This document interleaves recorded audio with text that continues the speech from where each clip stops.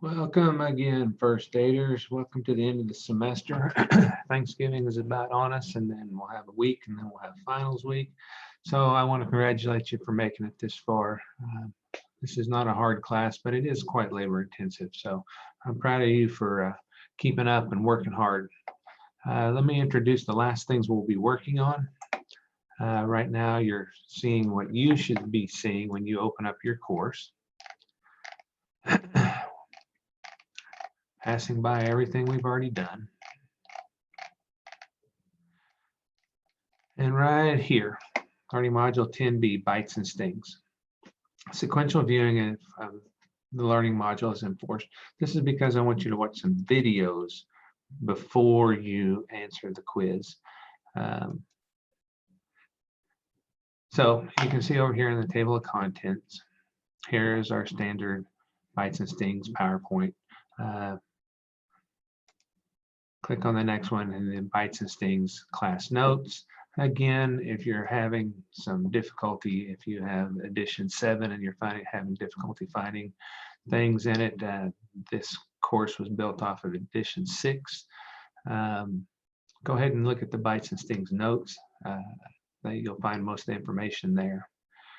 Next, we have a rabies video. Actually, I have 2 of them. This one's quite sad.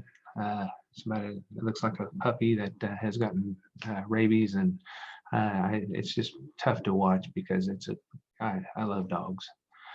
This next one is super interesting.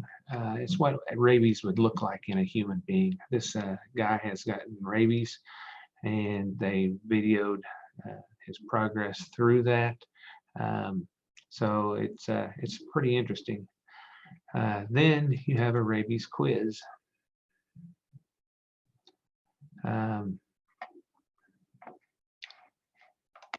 Cancel out of that. And then the next assignment, not assignment, care for animal and human bites. The care for animal bites and human bites are the same. Believe it or not, human bites are usually worse than animal bites. We have a lot of bacteria in our mouth. So then we go to snake bites. Got a video on how to handle snake bites. And then we jump into the venomous snake identification. What I want you to do is post a picture in the assignment window, the 3 most common venomous snakes found in our area, which are the rattlesnake, the copperhead, and the cottonmouth or water moccasin. Even though my wife has lived in the area for all her life, she couldn't identify a rattlesnake or a copperhead or a cottonmouth to save her life. She just avoids all snakes to begin with. But just Google a picture of it, post that picture into the assignment box, and submit it. It's worth 100 points. Should be short and sweet. Then we have a snake bite first aid quiz. Oops. And then we have a recognizing insect stings quiz.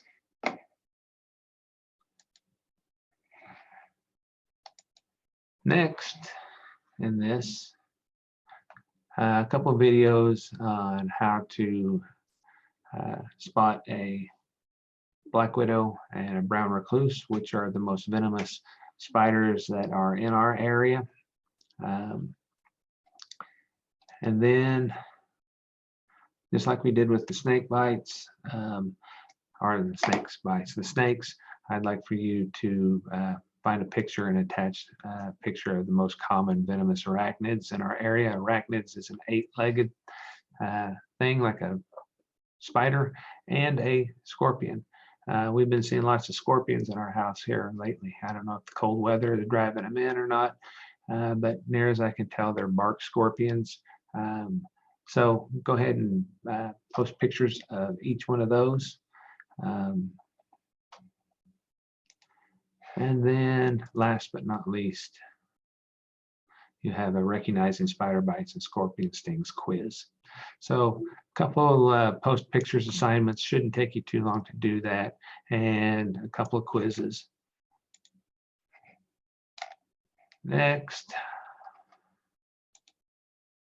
I've opened up the next one, cold and heat related emergencies.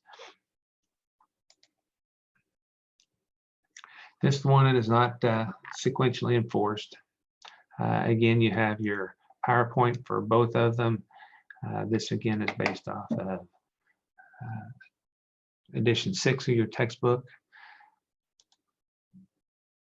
So again, if you have edition 7, you're having a hard time finding answers. Again, here I provide the heat and cold notes.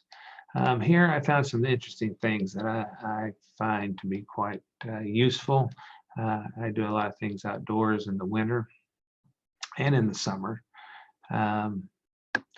This one talks about frostbite. You can read those. That's not super interesting. This down here is what I find really interesting: heat exhaustion or heat stroke. Tells you the difference between them. Interesting story. This summer, I was at a baseball game for my son, plays American Legion baseball, and it was smoking hot.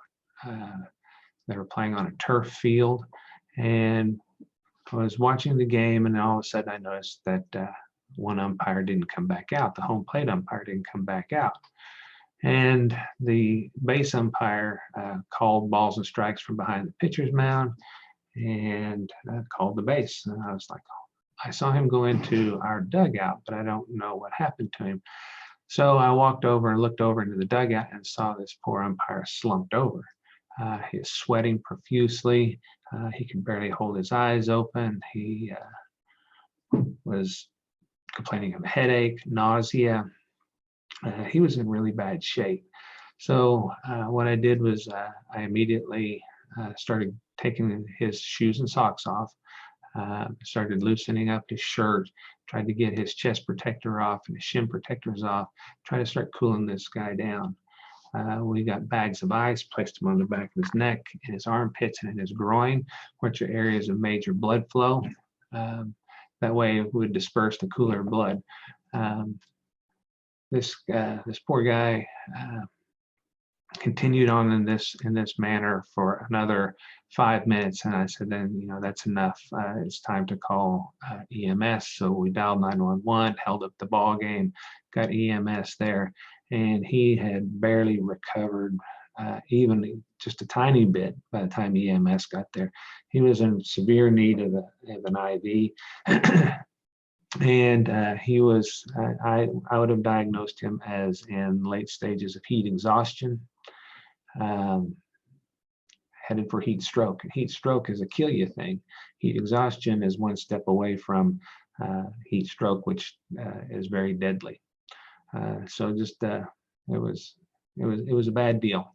I assume he came back all right later, because I haven't heard from him or didn't see him or heard from anybody else. So I also didn't see his obituary in the paper, so I assume he's okay. Next is NWS National Weather Service wind chill chart. It tells you what the temperature is, and then what the wind is, and then so let's say the wind is 15 miles an hour and the temperature is 25 degrees. That gives you a real feel or of 13 degrees. So you can see how the wind really affects the temperature. You can see down here, frostbite times start getting in here within 30 minutes. With exposed skin, you can get frostbite. Within 10 minutes, you can get frostbite in here. And within 5 minutes, you can get frostbite here with exposed skin. It's just interesting to know how quickly you can get frostbite if you have exposed skin. Like me, I have a lot of exposed skin. I wear a stock cap most of the winter. Next right here is NOAA's National Oceanic Atmospheric Association's National Weather Service Heat Index. This gives relative humidity on this side and gives temperature along the top. Let's say it's a typical August day here in southeast Oklahoma. And let's say it's 98 degrees. Well, let's go 96 degrees. Let's say it's a cool day in August. 96 degrees, and the humidity is at a 75%. So we truck right on over. Did I get off?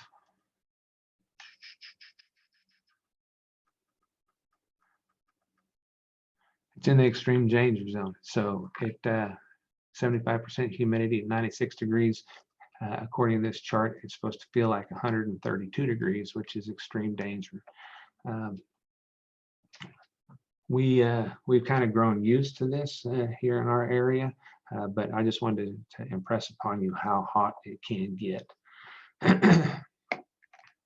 This one right here, this is what we use with our athletes. It's what the high school here in Poto uses with their athletes.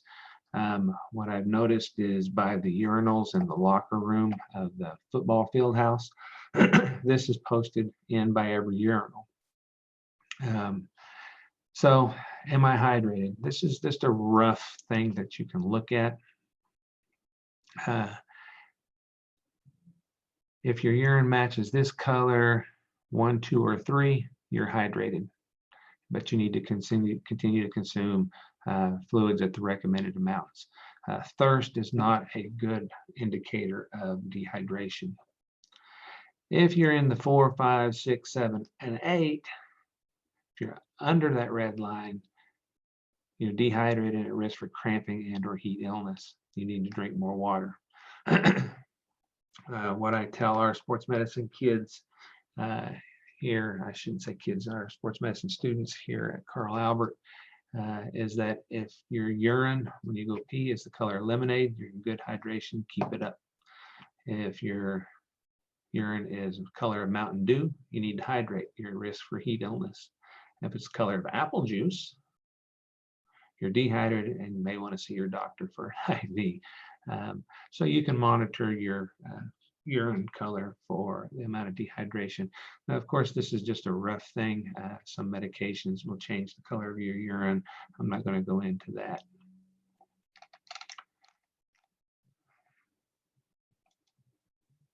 Then we have a heat index wind chill quiz. Cold weather safety.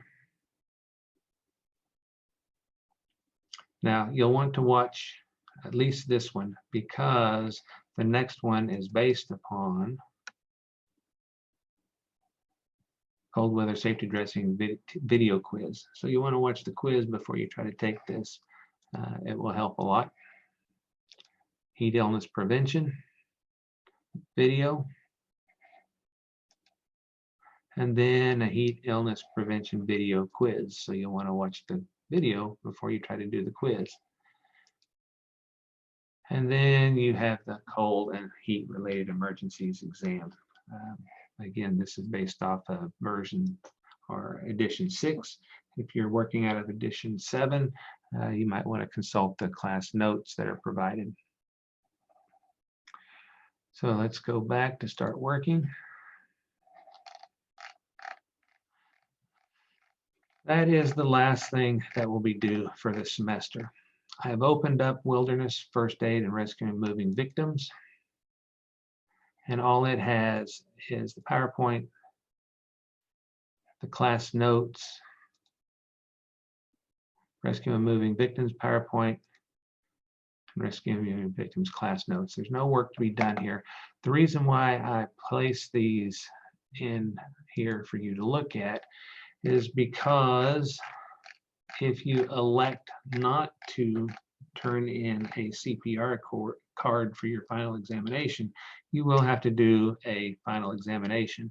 And Wilderness First Aid and Disaster Preparedness are both going to be on that final exam. So I wanted you to have at least the PowerPoints disaster preparedness first. Disaster preparedness PowerPoint, and then the class notes for disaster preparedness. Again, no assignments here. I just simply wanted you to be able to have access to that for your information in case you have to do the final examination, which is going to be 100 questions covering all of the quizzes that we have done prior to the learning modules 1 through 13.